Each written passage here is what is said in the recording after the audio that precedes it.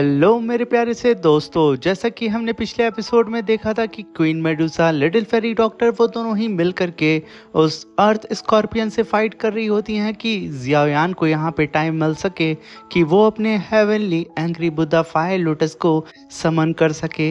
मगर यहाँ पे वो अर्थ स्कॉर्पियन उन दोनों पे ही भारी पड़ रहा होता है। मगर तभी वहाँ पे जियाओयान अपनी 5 हेवनली फायर को फ्यूज करके एंग्री बुद्धा फायर लोटस को कास्ट करना स्टार्ट कर देता है। ये सेंस करके उस अर्थ स्कॉर्पियन की हालत खराब हो जाती है। मेरे प्यारे दोस्तों, इस एपिसोड को स्टार्ट करने से पहले मैं अपने व्यूवर्स और जिन प्यारे भाइयों ने मेरी पिछली वीडियो पे कमेंट किया है, मैं उन सबको तहे दिल से धन्यवाद कहना चाहता हूँ। साथ में मेरे नए व्यूवर्स, आप भी इसी तरीके से कमेंट कर सकते हैं। मैं आपके कमेंट का स्क्रीनशॉट लेके अपनी नेक्स्ट वीडियो में उसे शो ज़रूर करूँगा। साथ में मेरे प्यारे दोस्तों, चैनल पे अगर नए आए हैं तो प्लीज़ चैनल को लाइक शेयर सब्सक्राइब करके हमें सपोर्ट करें और एक छोटा सा प्यारा सा नन्ना सा मुन्ना सा कमेंट ज़रूर करिएगा और इस वीडियो को अपने दोस्तों के साथ ज़रूर शेयर करिएगा। अब बिना देर किए इस एपिसोड को हम स्टार्ट करते हैं। इस एपिसोड की स्टार्टिंग में वो अर्थ स्कॉर्पियन की नज़र जैसे ही जियाओयान के ऊपर पड़ती है, वो तुरंत ही वहाँ पे चीख पड़ता है और चिल्लाते हुए कहता है कि आखिर लिटिल रैट, तुम कैसे 5 हेवनली फायर को एक साथ फ्यूज कर सकते हो? ये इम्पॉसिबल है। वहीं पे लिटिल फेरी डॉक्टर और क्वीन मेडुसा तुरंत ही उस स्कॉर्पियन के पीछे आ चुकी थी। मगर तभी वो स्कॉर्पियन सीधा ही जियाओयान के ऊपर काफ़ी पावरफुल अटैक करने के लिए आगे बढ़ जाता है, जहाँ पे उसने फिर से अपनी स्कॉर्पियन स्पिरिचुअल बॉडी को समन करके काफ़ी पावरफुल फीस्ट अटैक जियाओयान के ऊपर वो कर देता है।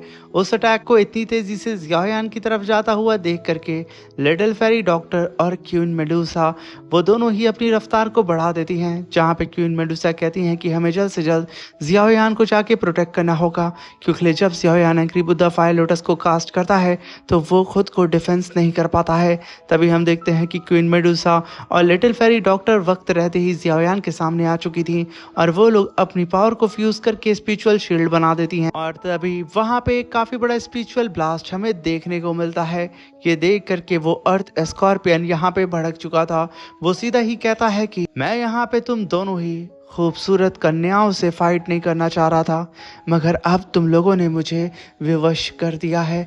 अब जब मैं तुम लोगों को यहाँ पे कूटूंगा तो मुझसे मर्सी की भीख मत मांगना।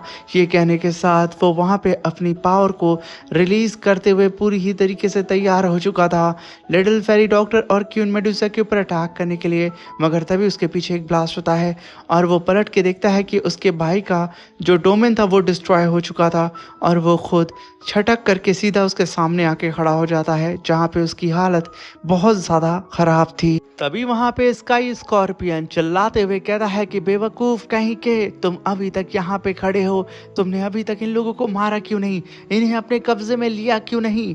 मगर यहाँ पे वो और कुछ बोल पाता उससे पहले ही टीचर याओ चैन उसके सामने आ चुके थे और वो बिना ही वक्त ज़ाया किए काफ़ी पावरफुल आइस पाम अटैक सीधे ही उस स्काई स्कॉर्पियन के ऊपर कर देते हैं। जहाँ पे वो स्काई स्कॉर्पियन कुछ कर पाता उससे पहले ही टीचर याओ चैन का अटैक उसे हिट करते ही पहाड़ों के बीच में दफन कर देता है। तभी वहाँ पे अर्थ स्कॉर्पियन चिल्लाते हुए कहता है कि ब्रदर, मैं बस कुछ देर में ही इन सबको खत्म करके आपके पास आता हूँ। तभी वो पलटते हुए कहता है कि मैं उस लड़के का यहाँ पे तो फिलहाल कुछ नहीं कर सकता हूँ, मगर इन दोनों ही खूबसूरत कन्याओं में से एक को तो मैं यहाँ पे कैप्चर कर ही सकता हूँ।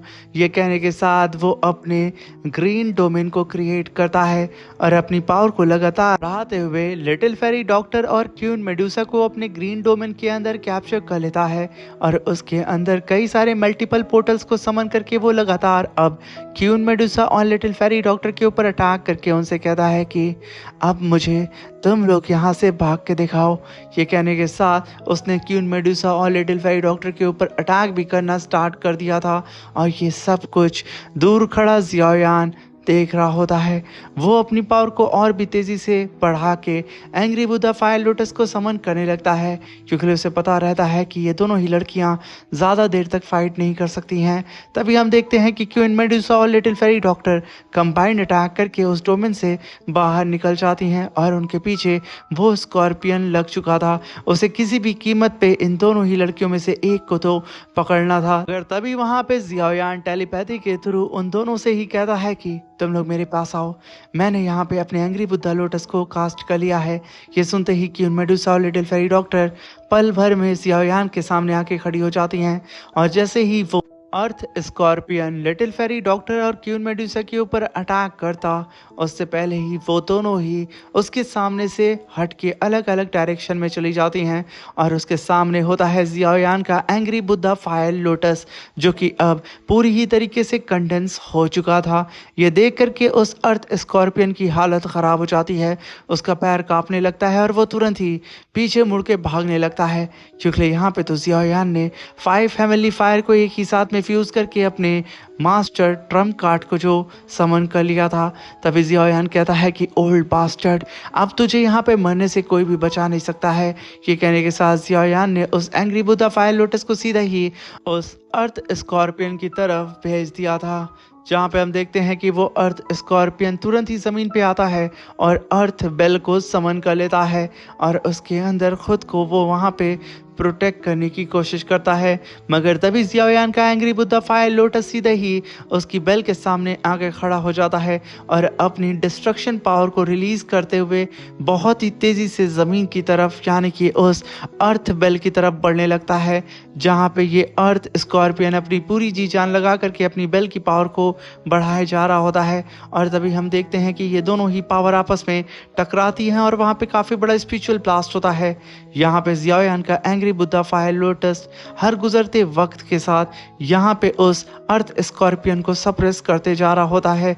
तभी हम देखते हैं कि वहाँ पे काफ़ी बड़ा स्पिरिचुअल ब्लास्ट होता है, आसपास की सारी ही पत्थर चट्टाने सब कुछ डिस्ट्रॉय हो चुका था और ज़मीन पे एक काफ़ी बड़े ब्लास्ट के साथ गड्ढा होता है। और यहाँ पे तो अब अर्थ स्कॉर्पियन का पूरी ही तरीके से एक ब्लास्ट के साथ नामो निशान मिट चुका था इस पूरी ही दुनिया से।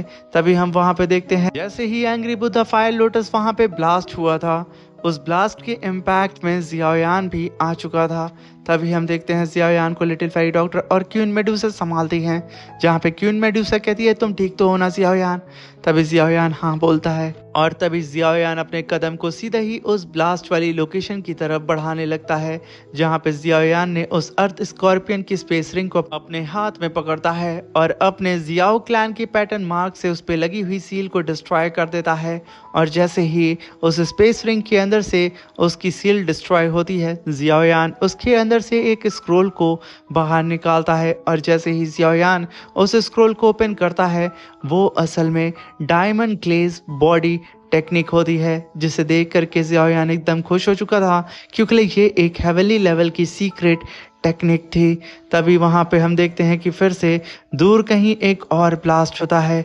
जियाओयान और queue Medusa, little fairy doctor, इन सब की नज़र सामने पड़ती है और तभी जियाओयान अपने इस स्क्रोल को अपनी स्पेस रिंग के अंदर रख लेता है। और तभी जियाओयान देखता है कि उसके टीचर भी यहाँ पे आ चुके थे और जैसे ही टीचर जियाओयान के सामने खड़े होते हैं, उनके पीछे एक ब्लास्ट होता है और वो स्काई स्कॉर्पियन का भी काम तमाम हो चुका था।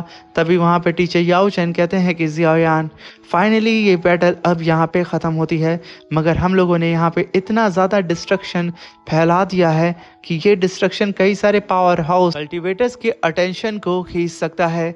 इसलिए जियाओयान वो लोग यहाँ पे आए उससे पहले ही हमें स्टार फॉलिंग पवेलियन की ओर निकल जाना चाहिए, क्योंकि बेवजह हमें और मुसीबत अपने सर मोड़ नहीं लेना है।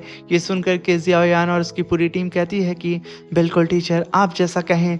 तभी हम देखते हैं कि टीचर और जियाओयान वो सभी लोग उड़ते हुए स्टार फॉलिंग पवेलियन के तरफ निकल जाते हैं। तभी हम देखते हैं कि जियाओयान अपने रूम के अंदर टीचर याओ चैन के साथ बैठ करके उस डीमन फ्लेम के मैप को जोड़ रहा होता है। तभी जियाओयान कहता है कि टीचर, हमने तो सारे ही मैप के टुकड़े को जोड़ दिया है, ये अभी तक एक्टिवेट क्यों नहीं हुआ? कहीं ऐसा तो नहीं कि ये फेक हो?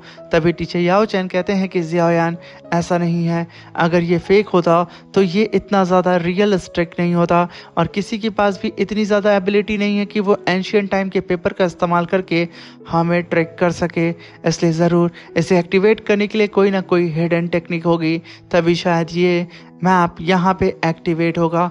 तभी जियाओयान को ये बात ट्रिगर करती है और वो पास्ट की बात को याद करता है जब जियाओयान ने फेनिक्स ड्रैगन विंग्स की पावर को एक्टिवेट करने के लिए अपने ब्लड को उसके ऊपर गिराया था, तब जा करके ड्रैगन फिनिक्स विंग्स वहां पे एक्टिवेट हुई थी और तब जाके जियाओयान उसका इस्तेमाल कर पाया था और उसे अपनी बॉडी से फ्यूज कर पाया था। ये याद करके जियाओयान तुरंत ही अपनी फिंगर को वहां पे कट करता है और एक ब्लड ड्रॉप सीधा ही उस मैप के ऊपर गिरा देता है, मगर यहाँ पे ये मैप एक्टिवेट नहीं होता है। तभी जियाओयान कहता है कि teacher, purifying demon lotus flame का ये मैप है, यानी कि उस डीमन फ्लेम का जो कि सबसे ज़्यादा पावरफुल है और वर्ल्ड की टॉप 5 हेवनली फ्लेम में से एक है। कहीं ऐसा तो नहीं टीचर, इस मैप को एक्टिवेट करने के लिए हमें फायर का इस्तेमाल करना चाहिए। ये सुनकर के टीचर याओ चैन कहते हैं कि जियाओयान, तुम्हारा आइडिया तो सही है, मगर कहीं ऐसा ना हो कि ये मैप तुम्हारी स्ट्रेंज फायर से जल करके राख हो जाए। तभी जियाओयान कहता है कि टीचर, अब तो हमें शायद ये रिस्क लेना ही होगा, तभी हमें पता चलेगा कि आखिर इस मैप को किस तरीके से एक्टिवेट कर सकते हैं। ये कहने के साथ जियाओयान अपनी स्ट्रेंज फायर को समन करता है और उस मैप के ऊपर अटैक कर देता है। तभी टीचर याओ चैन देखते हैं कि जियाओयान की स्ट्रेंज फायर की वजह से भी ये मैप नहीं जलता है। तभी टीचर याओ चैन कहते हैं कि ग्रेट जियाओयान, अपनी स्ट्रेंज फायर की पावर को यहाँ बढ़ाओ, ये मैप नहीं जला है, यानी कि इसे ओपन करने का एक ही तरीका है, वो है हेवनली फायर। ये सुनकर के जियाओयान तुरंत ही हैंड साइन बना करके अपनी स्ट्रेंज फायर को धीरे धीरे करके वहाँ पे और भी ज़्यादा पावरफुल करने लगता है। तभी हम देखते हैं कि जैसे ही जियाओयान ने अपनी स्ट्रेंज फायर की पावर को बढ़ाया था, वो मैप रिएक्ट करने लगता है और वाइब्रेट करने लगता है और तभी उस मैप के अंदर से काफ़ी ह्यूज अमाउंट में ऑरा बाहर निकलता है और कई सारे स्क्रिप्चर टीचर याओ चैन और जियाओयान के सामने उस मैप के अंदर से निकल के आ जाते हैं, जहाँ पे टीचर याओ चैन उसे पढ़ते हुए कहते हैं कि जब 2 मून 9 स्टार और हेवन एंड अर्थ पूरी ही तरीके से एक कतार में आएंगे, तब डीमन फ्लेम अपीयर होगी। ये सुन करके तो जियाओयान एकदम भौचक्का हो चुका था। वो कहता है कि टीचर, आखिर ये कैसी पहेली है, इसका मतलब क्या है। तभी टीचर याओ चैन कहते हैं कि जियाओयान, यहाँ पे 2 मून का मतलब है सन और हमारे ग्रह का मून, और यहाँ पे 9 स्टार जो कि एक कतार में आएंगे, इसका मतलब है 9 प्लैनेट। तब जा करके एक कैलेस्टियल फिनोमिनल रेयर इवेंट्स एक साथ आएंगे, तब हेवन एंड अर्थ भी एक साथ जुड़ चुका होगा। और जियाओयान, ये सब कुछ 1000 साल में सिर्फ एक ही बार होता है, तब ये प्योरीफाइंग डीमन लोटस फ्लेम इस दुनिया में अपीयर होगी।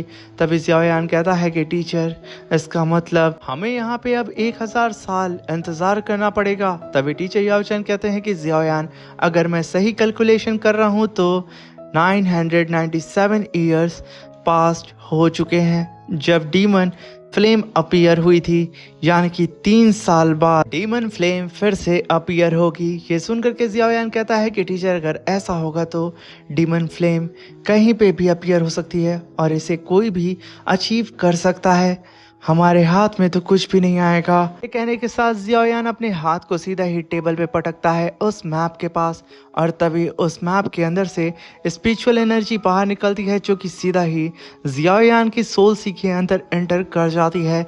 यहाँ पे टीचर याओ चैन कुछ रिएक्ट कर पाते उससे पहले वो स्पिरिचुअल एनर्जी जियाओयान की सोल सी के अंदर एंटर कर चुकी थी, जिसकी वजह से जियाओयान तुरंत ही वहाँ पे बेहोश हो जाता है और ज़मीन पे धमाक से गिर जाता है।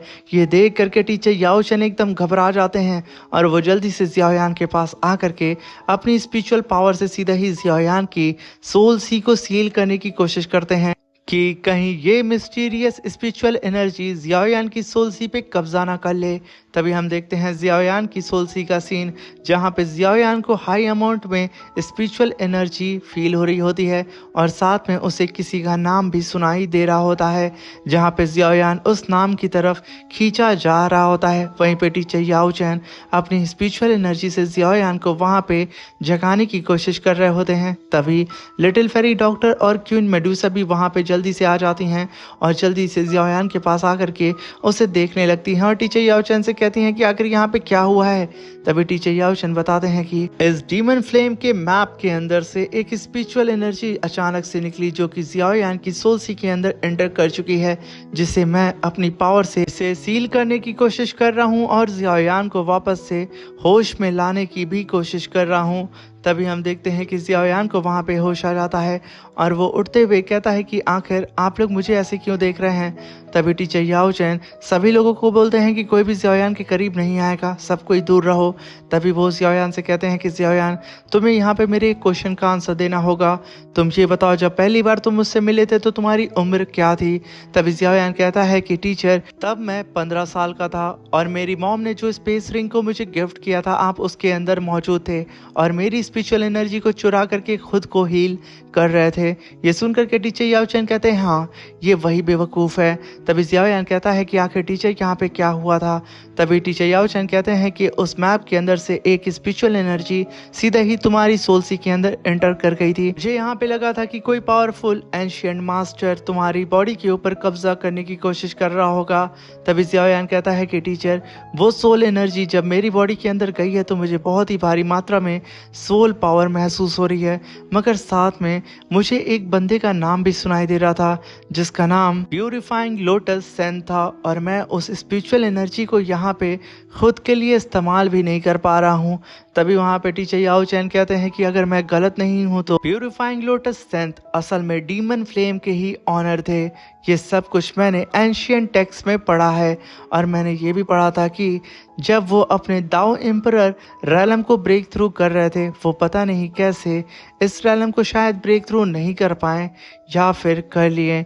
इसके बारे में कोई भी रिकॉर्ड एंशियंट टेक्स्ट बुक में मौजूद नहीं है। अभी वहाँ पे जियाओयान कहता है कि टीचर, जो स्पिरिचुअल एनर्जी मेरी सोल सी के अंदर गई है वो काफ़ी ज़्यादा ब्राइट और प्योर स्पिरिचुअल एनर्जी है। कहीं ऐसा तो नहीं प्यूरिफाइंग लोटस सेंथ ने ही इस स्पिरिचुअल एनर्जी को यहाँ पे छोड़ा हो। तभी टीचर याओ चैन कहते हैं कि अगर एंशियंट टेक्स्ट को देखा जाए तो प्यूरिफाइंग लोटस सेंथ काफ़ी अच्छे कल्टीवेटर थे, वो कोई इवल कल्टीवेटर नहीं थे।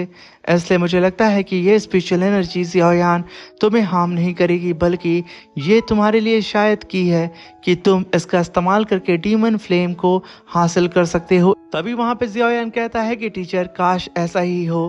तभी वहाँ पे टीचर याओ चैन कहते हैं कि Xiaoyan, purifying lotus demon flame को अगर तुम हासिल करना चाहते हो तो तुम्हें पता होना चाहिए कि ये फ्लेम बहुत ही ज़्यादा पावरफुल है। इसलिए तुम्हें अपना ब्रेक थ्रू दाओ सेंथ रैलम पे करना होगा, वो भी 3 साल के अंदर। तभी तुम उस डीमन फ्लेम को हासिल कर सकते हो, वरना तुम सिर्फ उस डीमन फ्लेम को अपने सामने अपीयर होता हुआ देख पाओगे और कुछ भी नहीं। अभी वहाँ पे जियाओयान कहता है कि टीचर, जो मेरी अभी की करंट स्ट्रेंथ है इसके हिसाब से मैं तो कभी भी नहीं दाओ सेंथ रैलम पे प्रमोट कर पाऊंगा खुद को, वो भी 3 साल के अंदर। यहाँ पे ऐसा है कि मुझे यहाँ पे सीधा ही 3 साल के अंदर हेवन की चढ़ाई चढ़ने के लिए आप कह रहे हैं। तभी टीचर याओ चैन कहते हैं कि जियाओयान, मुझे याद है कि तुम्हारे पास बोधि सीड मौजूद है और तुम अगर बोधि ट्री को ढूंढ लेते हो, तुम बड़े ही आराम से उसे एब्जॉर्ब करके खुद का ब्रेक थ्रू दाओ सेंथ रैलम पे कर सकते हो, वो भी 3 साल के अंदर। अभी वहाँ पे जियाओयान कहता है कि teacher, Bodhi tree Mang Huang ancient forbidden land में अपीयर होने वाला है, जो कि वेस्ट साइड में है। वहाँ पे कई सारे उस फॉरबिडन लैंड के अंदर कल्टीवेटर्स जा चुके हैं, मगर आज तक कोई भी बच के वापस नहीं आया है। उस फॉरबिडन लैंड के बारे में किसी को भी कोई भी इंफॉर्मेशन नहीं है। आखिर वहाँ पे कैसे खतरे हैं, तो आखिर मैं कैसे उस एंशियंट बोधि ट्री को उस फॉरबिडन लैंड के अंदर ढूंढूंगा, ये इम्पॉसिबल है। तभी वहाँ पे टीचर याओ चैन कहते हैं कि जियाओयान, तुम्हारे पास बोधि सीड मौजूद है जो कि उतना ज़्यादा प्योर तो नहीं है, मगर तुम उसका इस्तेमाल करके बड़े ही आसान से एंशियंट बोधि ट्री को सेंस कर सकते हो। ये बोधि सीड तुम्हारा एक ग्रेट एडवांटेज होगा उस मैंग हुआंग एंशियंट फॉरबिडन लैंड के अंदर जा करके उस बोधि ट्री को ढूंढने में। तो क्या जियाओयान तुम तैयार हो? तभी जियाओयान कहता है कि टीचर, आपने सही कहा, अब मैं किसी भी कीमत पे बोधि ट्री को ढूंढूंगा और 3 साल के अंदर खुद का ब्रेक थ्रू किसी भी कीमत पे दाओ सेंथ रैलम पे करूंगा और उस डीमन फ्लेम को हासिल करके रहूंगा। ये सुन करके जियाओयान की बात को टीचर याओ चैन काफ़ी ज़्यादा खुश होते हैं और तभी सीन शिफ्ट होता है और हमें दिखाया जाता है कि स्टार फॉलोइंग पवेलियन के अंदर एक काफी ह्यूज अमाउंट में डिवाइन रोशनी बादलों को चीरते हुए आसमान की ओर चली जाती है और तभी उस डिवाइन रोशनी के चारों ही तरफ सारे ही कल्टीवेटर्स आकर के घेर लेते हैं स्टार फॉलोइंग पवेलियन के।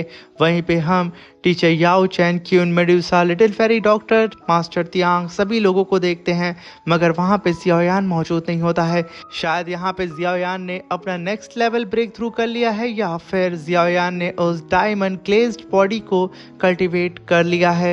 इसी सस्पेंस के साथ मेरे प्यारे दोस्तों ये शानदार सा एपिसोड अब खत्म होता है। मेरे प्यारे दोस्तों प्लीज़ एक प्यारा सा छोटा सा कमेंट ज़रूर करके जाइएगा। चैनल पे अगर नए आए हैं तो प्लीज़ चैनल को सब्सक्राइब कर दीजिएगा और लाइक बटन पे क्लिक कर दीजिएगा। Thank you for watching. Bye bye, take care.